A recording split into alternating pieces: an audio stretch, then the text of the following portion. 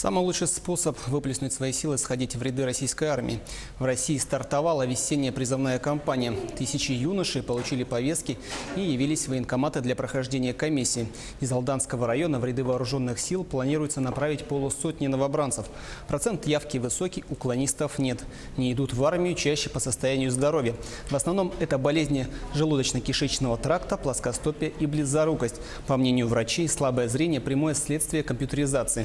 В целом здоровье подростков крепнет. Военнослужащие отмечают, что сегодня среди молодежи служить считается престижным. Новое у нас это с этого года именно то, что граждане, которые достигли 27 лет и были больны, были переданы в запас, сейчас имеют право, не достигшие 27 лет, имеют право пройти перекомиссию добровольно и стать призывником снова, призываться в вооруженные силы. И второй момент. У нас сейчас те граждане, которые закончили техникум, те граждане, которые закончили высшее учебное заведение, они имеют право сразу призываться не по призыву, а именно по контракту на 2 года.